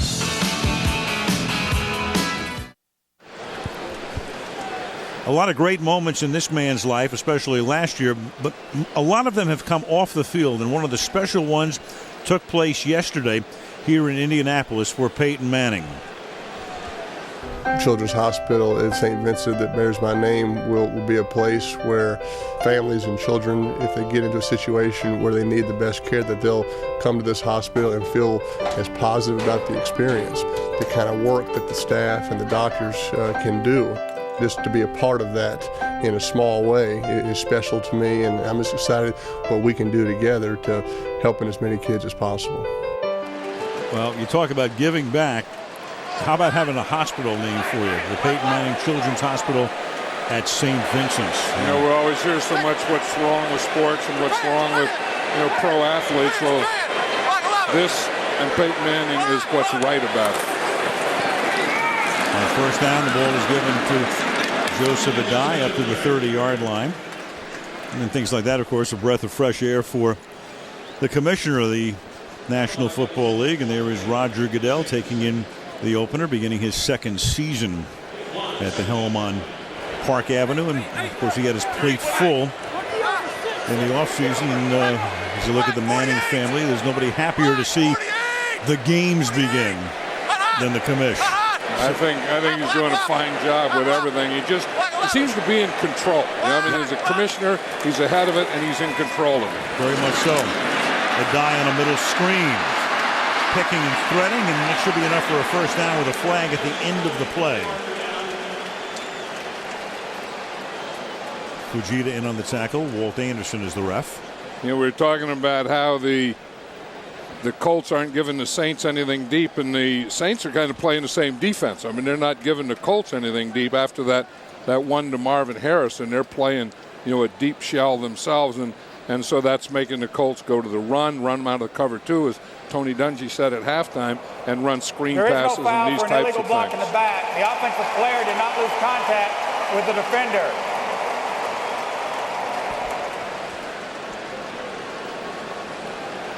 So no foul. They've spotted the ball very close to the marker, and they're going to measure. So timeout while they bring the sticks in. There's Wayne staying in contact with David. Well, I'll say. Yeah, if you start your contact in a legal position, and then if you end up in an illegal position, it's legal. I'll buy that. I remember years ago we put that in. The officials had to see the whole play, because sometimes you would block a guy in the front and the guy would just turn and the official would throw it like it was a clip. Well, one official saw it as an infraction, but the other said, no, I saw it from a better angle. from the 39 on first down. They're going to run it to Clark. So they give it to Dallas Clark on an end around, and he picks up about 13. Tackled by Mark Semino and gets the ball into Saints territory. First career rush for Dallas Clark. Yeah, that's the thing. Tony Hugo, the rookie left tackle, is going to lead. Watch him here.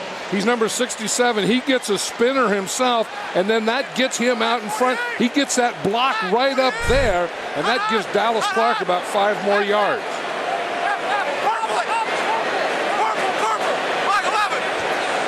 Both teams balanced play selections tonight as Manning retreats, under pressure, chase, throws, caught.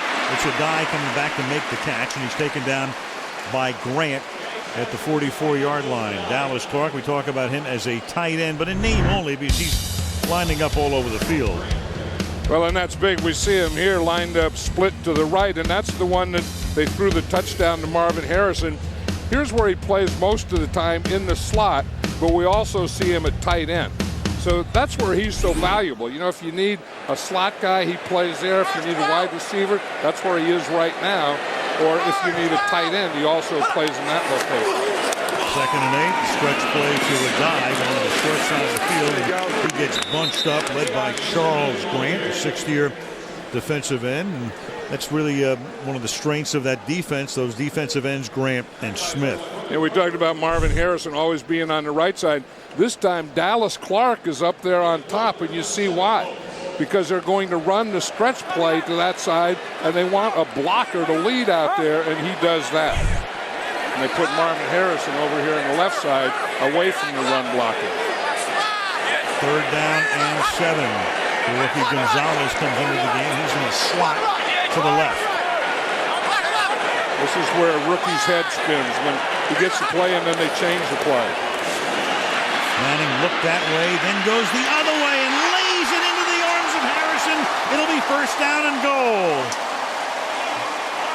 Jason Kraft blitzed, and that created an opening for Harrison on a 42-yard reception. Mike McKenzie with the coverage. Yeah, Mike McKenzie wants to get up here. He's going to be physical up there on top, but he doesn't get his hands on Marvin Harrison. And with his quickness and his moves, if you don't get your hands on him, he is going to get a big play on you. So he beat David when he lined up to one side, and then to the other side he beats McKenzie. They don't flop their corners. Yeah, it's funny, you keep hearing that Marvin Harrison's getting older and he's going to lose it, and I've never seen it anywhere. Play fake. Manning stepping up, and he'll throw that one away. Nobody open. Dallas Clark, the nearest guy, but he was blanketed by Scott Shanley. 2nd and goal. That's where, you know, one of the things that Peyton Manning always talks about, you know, I want to improve, and, you know, game management. I mean, doing those things when a play breaks down, when you don't have anything open, don't force anything, just throw it away and then come back with 2nd down. Clark and Wayne split left, Harrison to the right. Adai is the setback. 2nd down and goal. Adai for the touchdown to give Indianapolis the lead.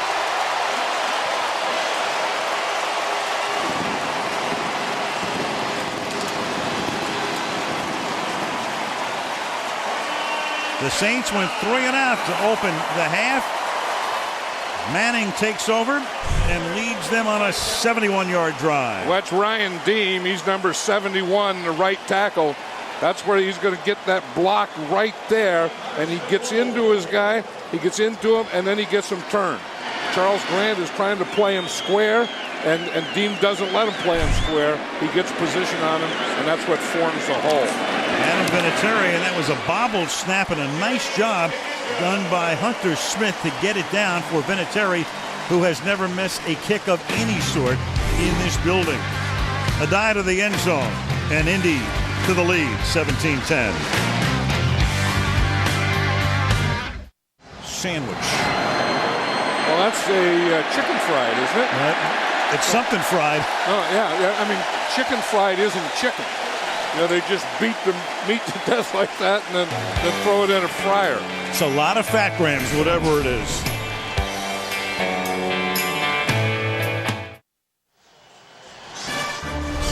will be in Irving, Texas. It's the Giants and the Cowboys in their opener. Sunday Night Football, 8 Eastern Time. Football Night in America begins at 7 Eastern Time on Sunday night. McAllister and Bush are in the backfield together.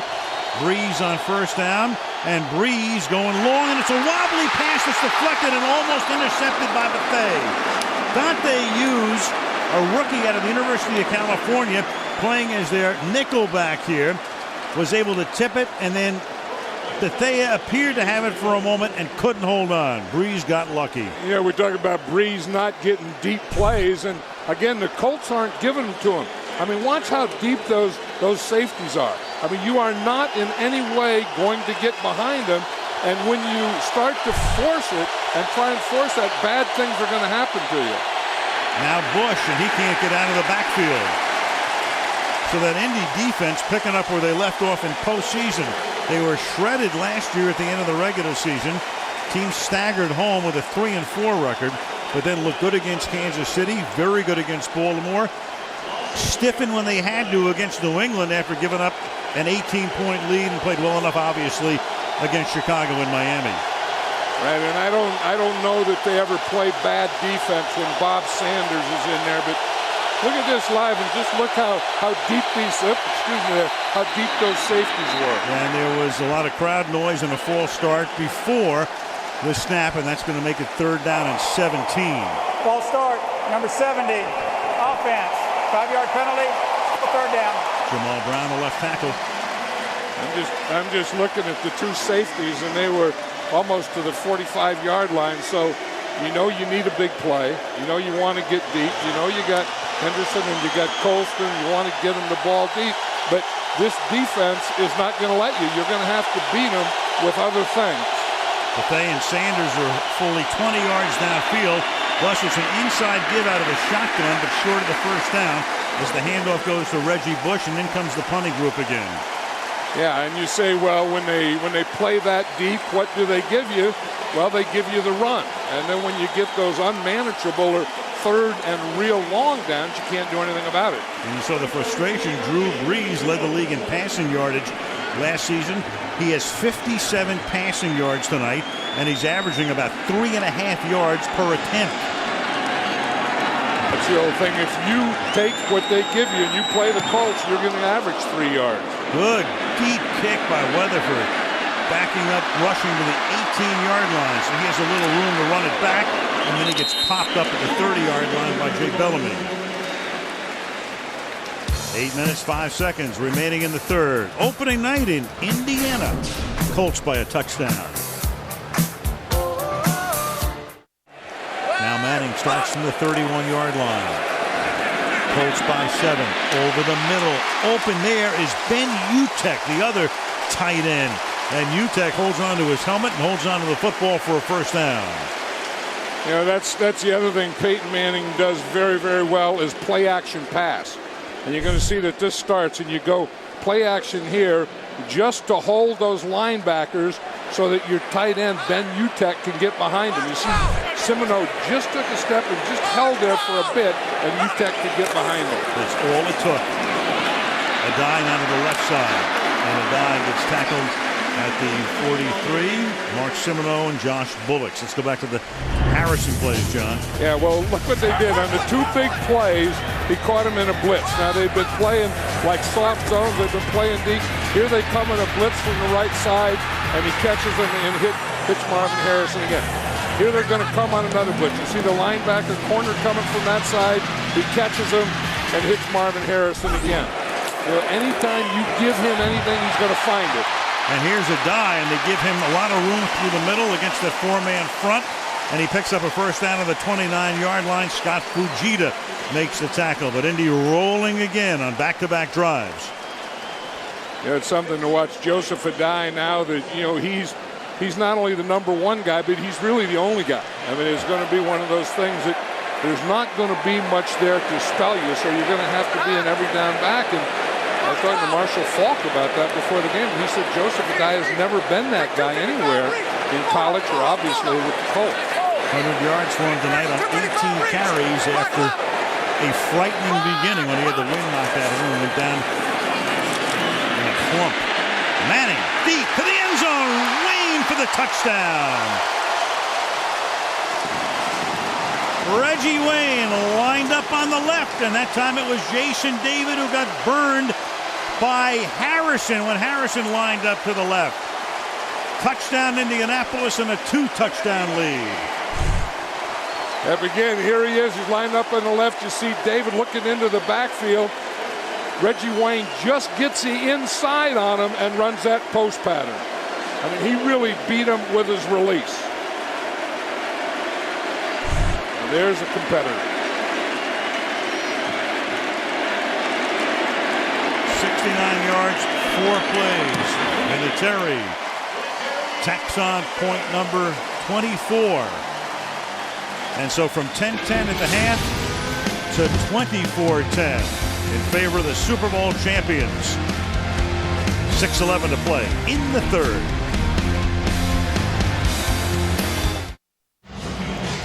Reggie Wayne went to the Pro Bowl last year. A lot of key touchdowns along the playoff march, and one right here to make it a 2-touchdown game. Here he is right here. You see the slot will come up here. He takes him in quarters, and then Reggie Wayne just goes right by Jason David on the post. But watch the play action pass, how it affects those linebackers. They're all up there. The safety comes up on the slot, and that post is wide open to Reggie Wayne. 24-10.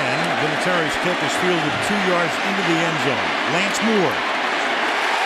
And Indianapolis last year, one of their big problems was run-back coverage. To wit, the Super Bowl, Devin Hester on the opening kick, but tonight they've done a great job. Luke Lawton makes the tackle, and we go to Andrea Kramer. Well, I had asked Jason David, how do you frustrate Peyton Manning? He said, don't give up the deep ball. He said for 3 years he watched Peyton throw the deep ball in all the great corners and didn't want to be another one. Now he's been victimized twice tonight. And remember, in Indianapolis, David played primarily a cover 2 defense with zone coverage looking at the quarterback. In New Orleans, he plays more man-to-man. He's back to the ball, not really paying attention to the quarterback. He said it's totally opposite in terms of techniques, and he's still, as we can see tonight, guys, in the learning stage. And he has been so instrumental in so much of the game, and that pass is incomplete because the pressure was again put on Drew Brees. Drew Brees is now 11 out of 18 for 57 yards. Right, and now there's going to be more and more pressure. I mean, you just know that this defensive line and Dwight Freeney are going to get fired up, and those safeties are just going to get deeper. Watch Freeney right here. Watch how he does that. He starts up the field, dips that left shoulder, and then he gets right underneath, and his next step is on Drew Brees. McAllister is the running back. Deuce has it. And Deuce will pick up the first down. Too early to get away from the running game, so they give it to him through the middle. Sanders makes the tackle. First down, New Orleans.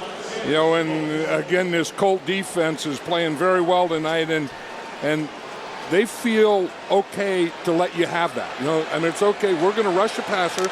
We're going to play those safeties deep, and if you want to run the ball, we're going to give it to you now that we're ahead 24-10. Brees 0 for 3 in this half. Again, has to check it down, and then a circus catch is made at the 34-yard line by Colston with tremendous hands and great body control, reaching back to make the grab for a gain of about 7. You know, part of it is that Drew Brees isn't getting a lot of time. I mean, he's getting a pretty big pass rush, and the other part is the wide receivers really haven't gotten open. I mean, this defensive secondary of the Colts is playing very, very well tonight. You know, Marlon Jackson and Kelvin Hayden at the corners, the number 1 and 2 draft choices a couple years ago, are really playing well. Second down and 4 from the 34. Brees throws underneath. Catch is made here by David Patton, who's been around as Giant and a New England Patriot. Patton now in his 11th year out of Western Carolina, and he makes his first catch of the season. Drew Brees feels real comfortable with Patton. You know, he played a lot with him in the preseason, and you know, he was kind of his go-to guy.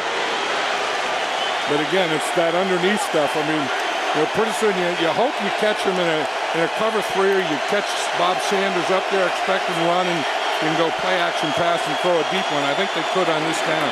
From the 37-yard line, this is Devery Henderson taking it to the right side from his left end spot up to the 43-yard line. Last season, the Colts, they got hot in the playoffs, but they allowed 173 rushing yards per game, allowed 100 or more yards in every game. That hadn't been done in 22 seasons. And then in the postseason, 4.1, which is about the league average. But of all crazy things, the team that's worst in the league in rush defense wins the Super Bowl, which used to be unheard of. 2nd and 5, and it's caught by McAllister. And McAllister, with his forward progress, may have netted the first down. It's close. Yeah, but remember that old deal when the cat's away, the mice play? That there was a little of that. I mean, when Bob Sanders was there wasn't a lot of running.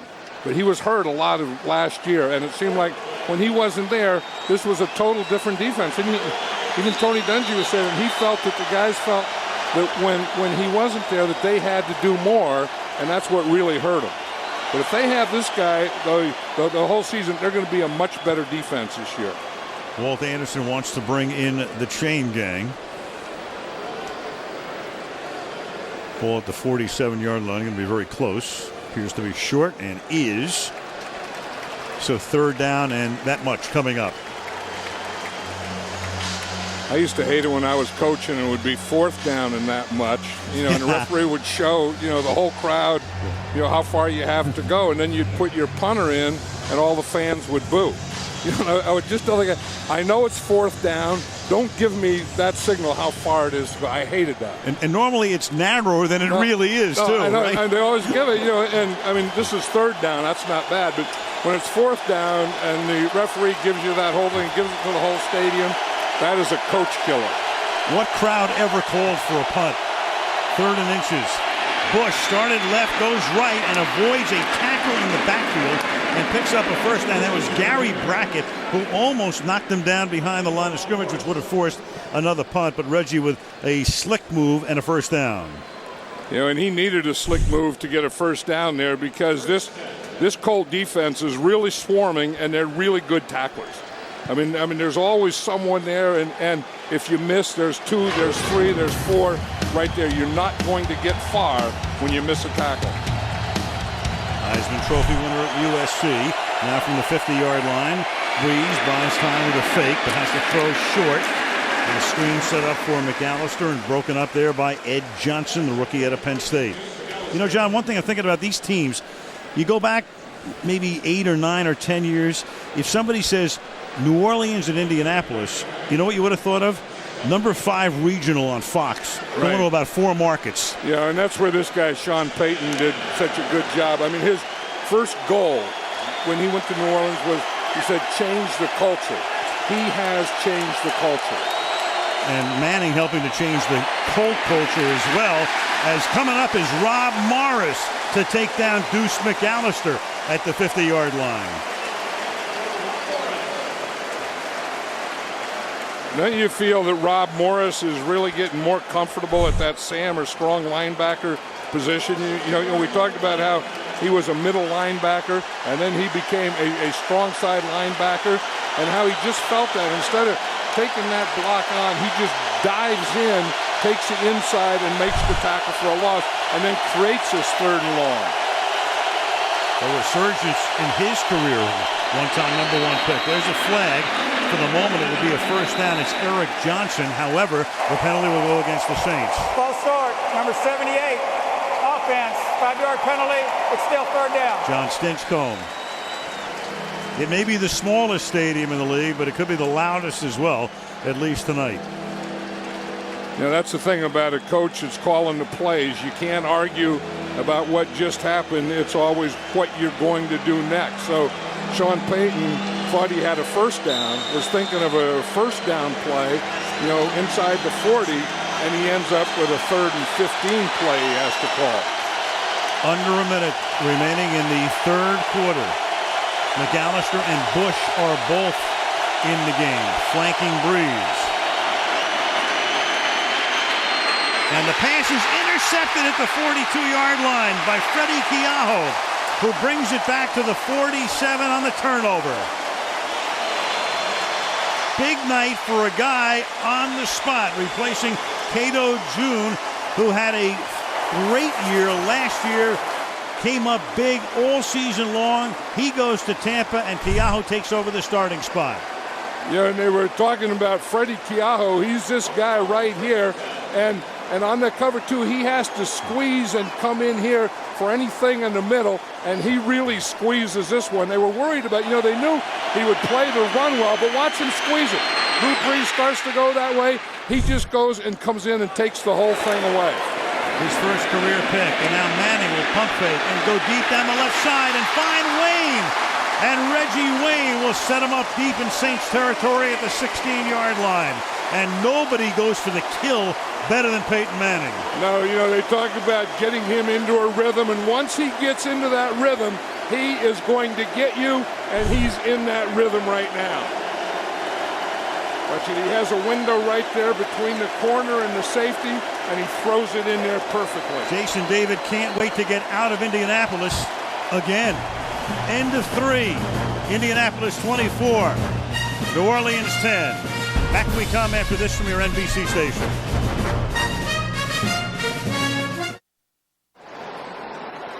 In Indianapolis, Al Michaels, John Madden, and Andrea Kramer. Look at those numbers, and you can sum it up thusly. Brees is averaging about 3 yards a pass. Manning is averaging about 10 yards a pass.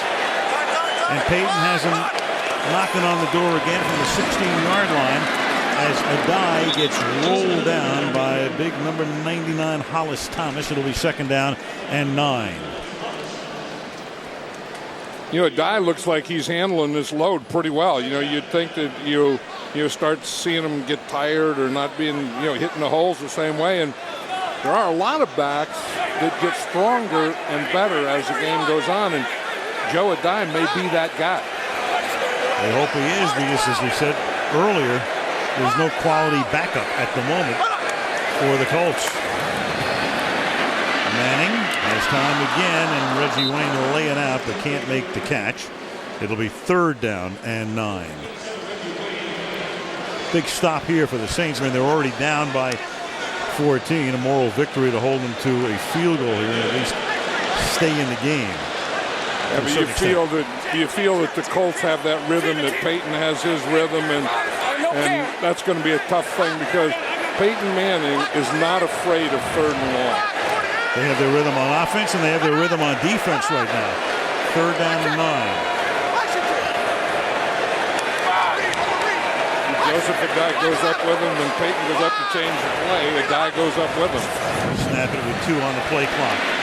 And then Manning, and he was almost wrestled to the ground that time. Will Smith had him around the shirt, and at least they are able to hold him. But you may have a horse collar here with a flag down at the 21. Holding, number 67, offense. That penalty is declined. It's 4th down. Nope. Yeah, 67 is Tony Hugo, the rookie that was blocking Will Smith that was on Peyton Manning. And you see him right here. You see again the bull rush, and Hugo's going to have to learn to drop his hips. He's up too high. When Will Smith gets into him, watch him just straighten him up and take him right back into Manning. Meanwhile, Smith got away with a face mask that time as he pulls Manning down from behind. Vinatieri, who has never missed a kick in this building as either a Patriot or a Colt. 33-yard attempt is good with 48 seconds having gone by in the 4th quarter. Colts extend their lead 27-10 over the Saints. We don't want people around the world to do is think that New Orleans is back up and running and everything is fine in New Orleans. That's far from the case. But at the same time, we're not going to be a city that's going to lay down. We're a proud city, we're a proud franchise, and I think, we kind of wear that on our shoulder, and we want to go out and represent our city in that way. There is Tom Benson, the owner of the Saints, and his wife Gail, and obviously post-Katrina, playing their games in San Antonio and Baton Rouge as the kickoff goes into the end zone. And McAllister summed it up. Everybody should know by now, it's a great comeback story in New Orleans, and the city's trying to regroup, but there's a ton of work to be done. And they have guys like Drew Brees, who was the co-man of the year last year, and then Peyton comes in, and a football team is not going to resurrect the city, but at least under the most dire of circumstances, it gave thousands of people reasons to be a little bit happier last year as they turned in one of the most marvelous comeback stories in the history of sports. Right, the city was good for them because they really supported them, and they were good for the city. Brees out of the gun, and the pass is caught 4 yards downfield by Eric Johnson. So interesting, last year with New Orleans now going to a hurry-up, Drew Brees at San Diego, and the question was, would he re-sign there or would they go with Phillip Rivers? Peyton had never been a head coach in the NFL, though he had come close to getting the Oakland job a couple of years ago as Brees throws, and that's incomplete. You think about it, John, it's so interesting. Peyton really wanted the Green Bay job last year before he gets interviewed by New Orleans, but he wasn't going to get it. He gets that. Brees was looking at Miami, but they went with Culpepper, and Bush wanted to be drafted #1, which meant Houston. So you got three guys who thought or had hoped at one point they'd be someplace else, all come together and create magic.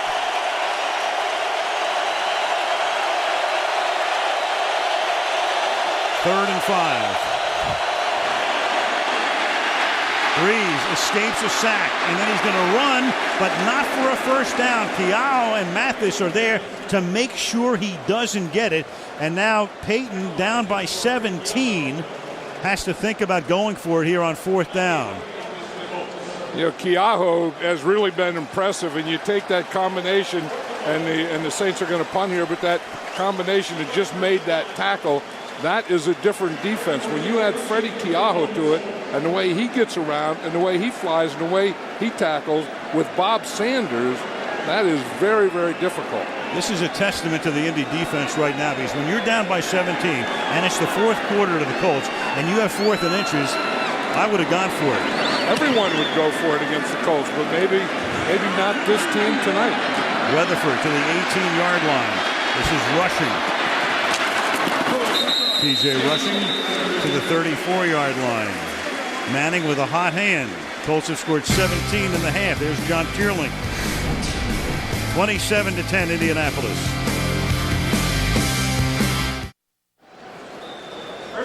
Good audio tonight, so let's listen in as Peyton Manning takes his team up to the line of scrimmage and what he barks out.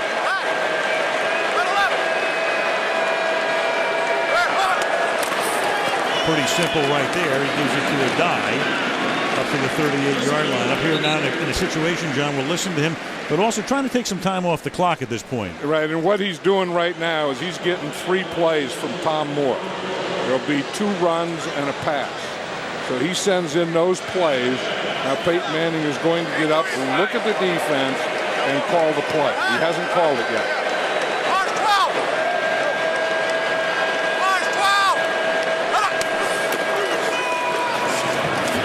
A die, and he takes it to the 41-yard line. It will be 3rd and 3. So now he'll get 3 more plays. He's getting them right now.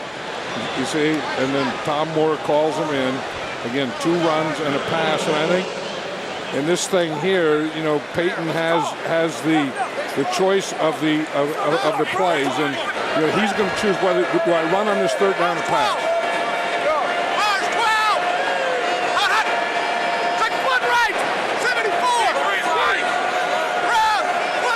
Changing the play right now. To a pass. And the clock-eating first down as Wayne makes the catch up at the 49-yard line. That was interesting there because he had a run call. It looked like it was going to be a run to the right. It was orange 12. Then he looked at the defense and made them commit, and then he changed it to a pass. Moore gets the plays in to Peyton right away. Remember, the mic from coach, the quarterback, goes off with 16 seconds on the play clock. And remember, the only guy that can get it on the field is the guy that has a green dot in his helmet. Sneak a peek at the play clock. And a die. Shifty move into Saints territory. Tackle to the 46. I think orange 12 is that zone play. You know, they have the 2 zone plays, the inside play and the outside zone play. That was the inside zone. think now he's just trying to slow things down and run more. And now they go to a huddle. They didn't do a lot of this a couple of years ago, and Tony Dungy thought that hurt him. And so what he's doing now is just huddling up again to take time off the clock, to slow it down with that 27-10 lead. That was a very loose huddle, but that's a team that doesn't huddle. So they're just kind of standing around, letting the play clock go down a little bit. Well, the wide receivers didn't even get in the huddle, and they get a touchdown. Yeah, to Reggie Wayne, who beats Jason David.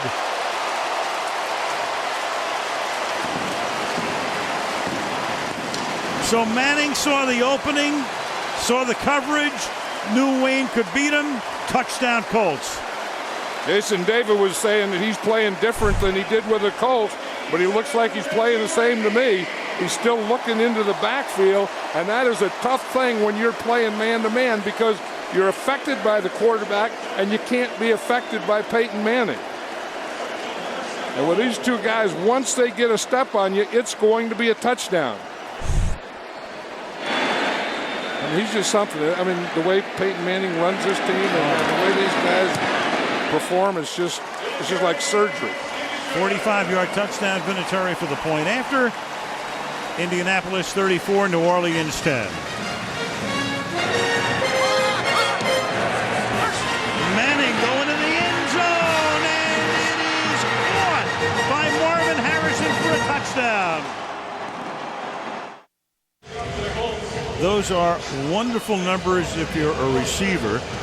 Horrible numbers if you're a corner. Wonderful numbers again if you're the Colts. Right. Horrible numbers if you're a Saint. 3 touchdowns.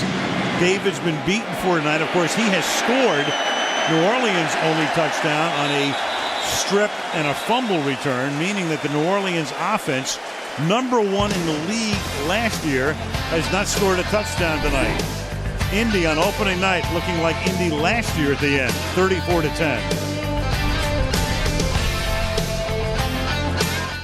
Indianapolis on this first Thursday night of September. Drew Brees having, along with the Saint offense, a night to forget to this point, and that is juggled by Bush. This Colt defense, their defensive coordinator, Ron Meeks, and there he is, and he has a splint on that finger in practice. He looked up, there was a punt coming his way, and he tried to deflect it, and that is the end result. And he is not the only Colt coach with a cast on his hand, because there was also hand surgery for the offensive line coach. There is Howard Mudd, and Howard with that right hand wrap.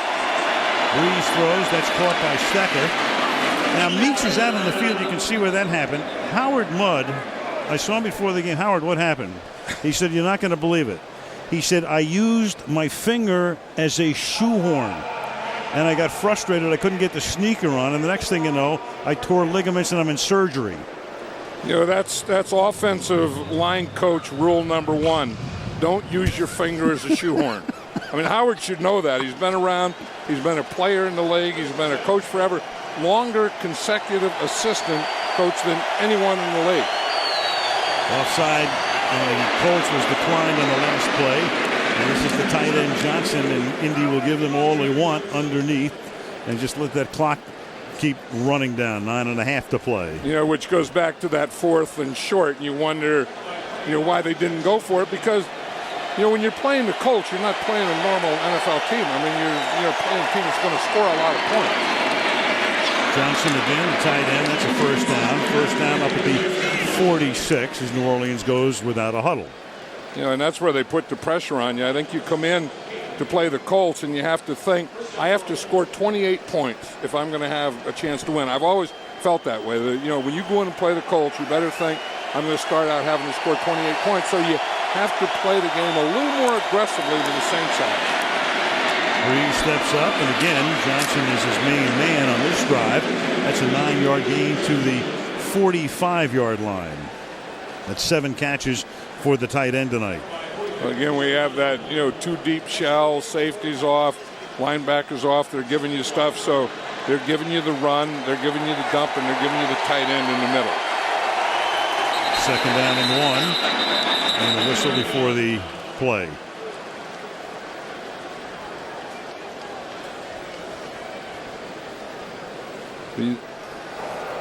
Neutral zone infraction. Number 96, defense. 5-yard penalty, first down. You know, we look at Breeze and all those short passes, and, you know, that won't get it for you. But when McAllister only has 35 yards and Bush only has 29 yards rushing, that won't get it for you either. I mean, that's a bad combination where you don't have anything going passing, and your two big runners didn't get the yards for you. From the 40, Breeze has the ball stripped, and they're going to rule it a fumble and a recovery by Robert Mathis. His arm not coming forward with the ball. Mathis gets in there. Breeze with the fumble and the recovery for the Colts. Yeah, we talk about Dwight Freeney coming from the right side, but Robert Mathis coming from the other side is pretty tough too.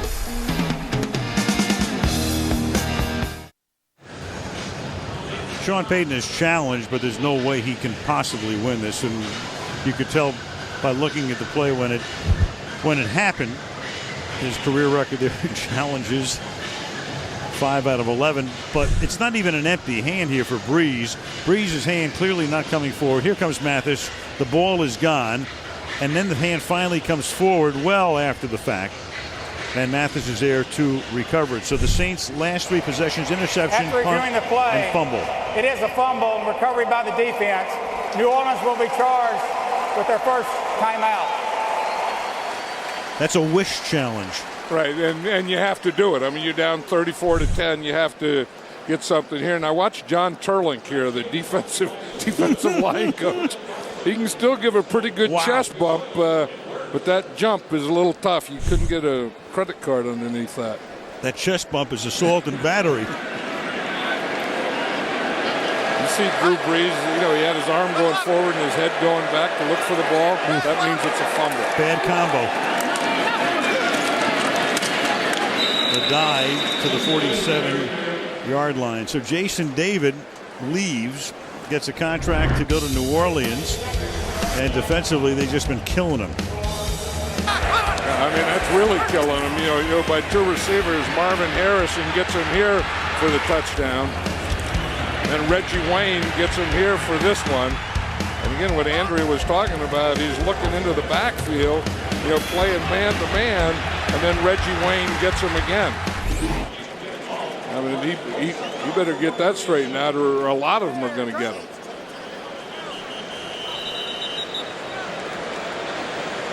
You know, it's funny. You look at this team, and, you know, a lot of the preseason prognostications dealt with the fact, well, Indy lost its 2 corners, Harper and David. June goes to Tampa. You know, McFarland gets hurt. They've got a lot of things that they're going to have to deal with. But interestingly, in talking to some of the people around the team, as they hand the ball to the backup back, Kenton Keith, you got the feeling in terms of the cornerbacks, Harper and David, that, okay, you know, they were all right, but by putting in Marlon Jackson and Kelvin Hayden, both of them played well in postseason, they might be better off. And you know what? They do look like they're better off. Yeah, and they both played. I mean, Marlon Jackson played weak safety, strong safety, and corner. And remember, his interception against the Patriots was what sealed the deal for him. So they're first-year starters, but they have played. And I think that the Colts really feel better about those 2 guys because they're bigger and more physical than they did about the 2 they lost. And I watched Freddie Keaho here tonight, and I feel pretty good about him for them. At the 39-yard line, and Manning, this will be for the snap on this play. Delay of game, offense. 5-yard penalty, first down. Not a bad time for it. Some of the Colts key guys tonight. And remember, the night started with a Dye getting hurt on the first play. Turned out that he just had the wind knocked out of him. 118 yards. Manning, of course, has been Manning. Wayne has caught 2 touchdown passes. Harrison scored a touchdown just where they left off last year. And we're going to plop a guy on the horse trailer after this game, aren't we?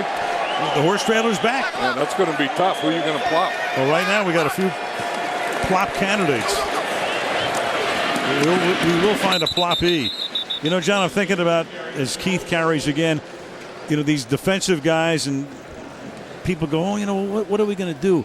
But every time a team loses a guy, remember last year we come in here and everybody's going, oh, my God, we don't have Edgerrin James. We're missing Edgerrin James. He goes to Arizona. We've got a rookie. How are we going to replace him? Lombardi Trophy. Not that Edgerrin wouldn't have won it himself, but, it's funny how you find somebody to replace somebody else. Right, and I was one of those guys. I mean, I thought that because Edgerrin was such a good blocker and such a big part of the pass offense, I thought it was really going to hurt him. And Dominic Rhodes and the combination of Joseph Adai did an excellent job. 2nd and 10, they dump it over the middle of the key, and he tries to spin his way out of traffic but can't. And he gets taken down. But, I think Tony Dungy kind of likes that. I really do. Change and it's a new, it's a new challenge. And, he uses the word energy.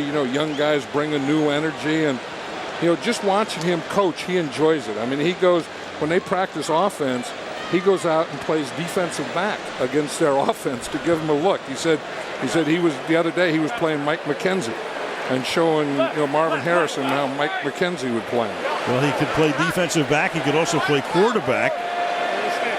Well, on both sides of the line in practice. He's still in good enough shape to do it. 3rd and 12. Get it off at the expiration of the play clock, and here's Harrison cutting across the field. And Marvin just wants to stay in bounds at that point to keep the clock running down to the 5-minute mark. The other thing about Indianapolis, John, is the fact it's all homegrown. They've drafted brilliantly through the years. I mean, there's a 1, Harrison's a 1, Wayne's a 1. We've seen Rob Morris tonight. Adai is a number 1. Clark, it's been phenomenal, and Bill Polian has been here for so many of those years. Jimmy Irsay is the owner of the team. There are only 4 guys on this team right now, only 4 that have ever played for any other team in the NFL. And I like the way they approach it. I mean, Tony was saying that we get a guy and he's most like what we need. They need a slot. They take an Anthony Gonzalez. They need a tackle. They move up to get a Tony Hugo. 5-yard penalty. Still 4th down. A couple of years ago, they needed a back like Joseph Adai, so they go out and get him. And they're very, very smart in their whole approach. I mean, not only to personnel, but to organization, but how they play the game. They're very, very solid.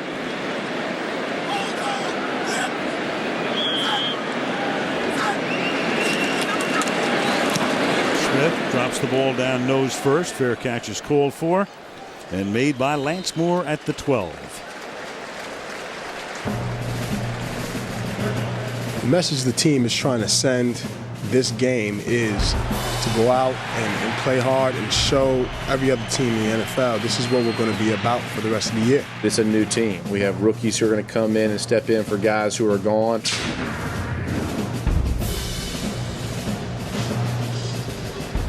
And they're showing plenty tonight. The other thing, in addition to a big opening night win, which they're minutes away from, when you look at the upcoming Indianapolis schedule, it's pretty favorable. Breeze throws caught by Colson. Now, every coach is going to say it changes and nothing's easy. We know that. But they play at Tennessee, at Houston, Denver and Tampa Bay here, at Jacksonville and at Carolina for the next 6 games. There it is. None of those next 6 opponents, none made the playoffs last year. Right, and I would think the way they're playing tonight, especially defensively, I mean, they're always going to be great offensively, but the way they're playing tonight defensively, I don't know that it would matter who they play. Yeah, right now. I mean, put a stopping on New Orleans like this. Right, and you just watch and say, who do you think could beat them? I mean, everyone likes the Patriots, I know that, and people like the Chargers, and I know that, but I don't know that they're better than the Colts are here tonight. That's Reggie Bush. Last year, the Colts started 9-0. One of the amazing things that Dungy has done here through the years is they've had those great regular seasons, and then it would always own up in flames. I mean, they started 13-0 the year before that. And to get the team to keep coming back and to be as resilient and then finally win the Super Bowl. And now the way they look tonight, I mean, they're going to be among the 2 or 3 favorites to get back to the Super Bowl again. And Tony had a couple of weeks after the Super Bowl where he wasn't sure if he was going to come back. 98 defense. That penalty is declined. It's first down.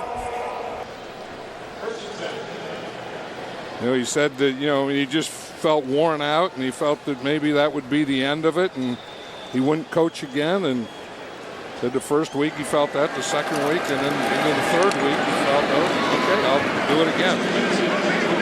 And you and I talked with Tony last night as Colston makes the catch about the late Bill Walsh, who had such phenomenal success in San Francisco, but it was a short run, all things considered, and Bill retired after the '88 season.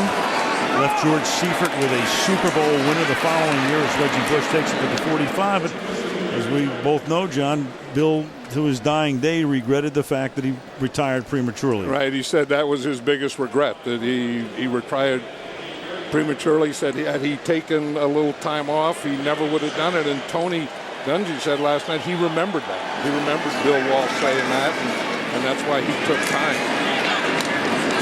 And that's caught, and they're going to rule it incomplete to Devery Henderson. It's always dubious to retire right after a Super Bowl. I mean, ask Dick Vermeil. He wins. He comes out of nowhere. The Rams have that incredible year with Warner in '99. The next thing you know, Dick retires, and then about 2 weeks later, he thought, "Oh, wait a minute! Did I do something I shouldn't have done?" Yeah, he wanted to come back, and he left a little meat on that bone. Yep. At least he was able to gnaw at that bone in Kansas City after St. Louis. He left a pretty good team for Mike Martz. Bush and McAllister have been shut down tonight. Deuce averaging a little less than 4 yards per tote. Reggie about 3 yards per carry, and there it is. Yeah, I mean, that's the thing. That's the quickness of this defense and the good tacklers. 2 minutes left. Opening night. Indy looking like champions again, 34-10.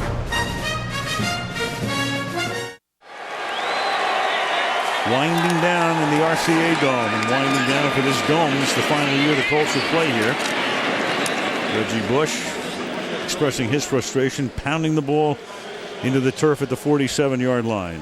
And I think frustration is a key word, and I think it was, again, caused by this defense. I mean, this Colt defense played so well tonight that they really frustrated the Saints. Second down and 3. And it's caught by Patton. Speaking of the new stadium, it's right across the street or the parking lot, whatever you want to call it. There it is. I guess it looks like it's about 40 to 50% complete. Lucas Oil Field. Retractable dome. Aerial coverage provided by Gillette Deodorant, as you saw that shot. And the pass off Patton's hand is incomplete. The Saints, speaking about upcoming schedules, next week they're still on the road. They go to Tampa Bay, division game. And they open up against Tennessee at home, Carolina, Seattle, Atlanta, San Francisco, Jacksonville. So again, who knows what a tough game is going to be, but not that many against playoff teams. Breeze throws, intercepted, and that sort of sums up the night, doesn't it? Matt Giordano, he may go all the way to the end zone. He will. Touchdown, Indianapolis. 82 yards. You say, what's Matt Giordano doing in there? He's the dime back. You have 5 defensive backs. That would be nickel. You put in 6, and that would be dime, and that's what Giordano is. So when he goes in, and he's like a linebacker, he would play here. I mean, he's the dime back. You take the 2 linebackers out and play him in there. And see, he's just reading Drew Brees. He's just watching his eyes. Brees looked all the way, and Giordano got it. No for the official score. It's an 83-yard return for a touchdown. Giordano's first ever NFL touchdown. Vinatieri for the point after. Well, it figured to be a high-scoring game. 51 points tonight. But who would have thought 41 of them from one team after a 10-10 halftime score. John, we've got a tough decision to make tonight. Welcome back. Now, you can always go with a quarterback. Yeah, I mean, part of me would say I would like to go with defense because that's the area that, I had the most questions about coming into this game, and I think, they really played the best. But, I mean, this offense was so good. How do you leave a Peyton Manning off or a Reggie Wayne or a Joseph Adai or I don't know. I'm kind of waffling. There are a whole bunch of guys. I mean, it's been that kind of a night. Mathey, Sanders, they've all done yeoman work. Freddie Keaho has shown that he can do the job. The corners have done masterful jobs. There's Keaho replacing the departed Cato June. I don't know. Whoever goes up there with, I don't know if it's an asterisk, but some sort of acknowledgement to the defense. Yeah, and just acknowledgement to the whole team. I mean, this is a team that played well. I mean, they played well on special teams, on offense, on defense. They're coached well. Their fundamentals were outstanding. And that's not always true in the first regular season game. And it's Miller running the return out of bounds.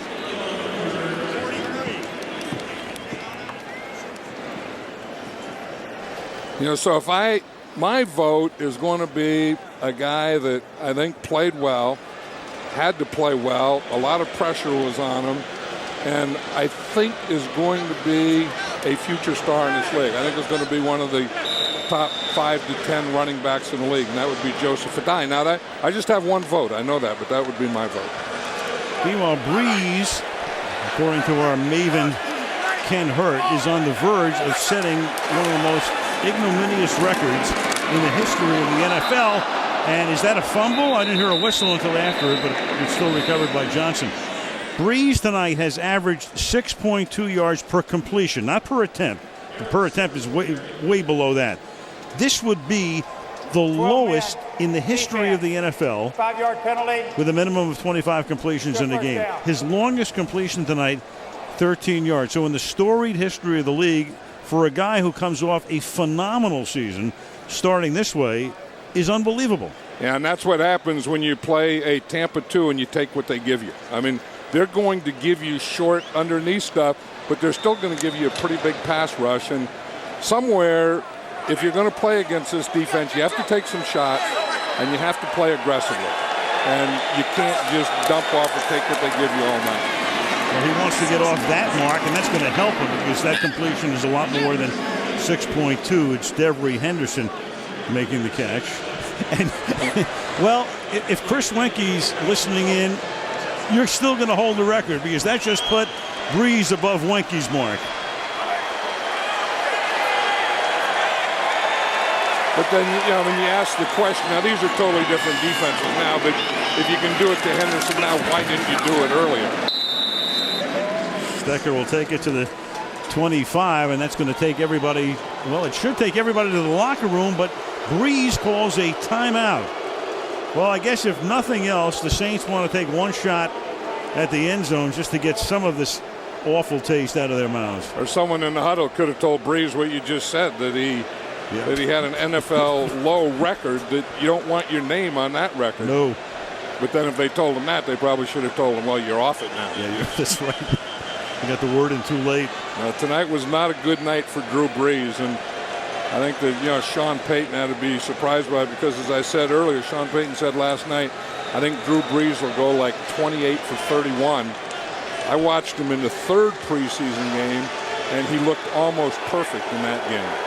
Well, he was 28 for 41, but only 192 yards, so that's less than 5 yards per attempt, only around 7 yards per completion. This is Aaron Stecker ending the ball game, and the Indianapolis Colts send a message to the rest of the National Football League. We are the champions. Make no mistake.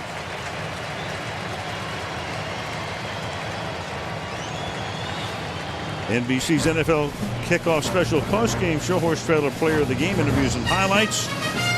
Coming up right after these messages from your local NBC station. 41-10 Colts.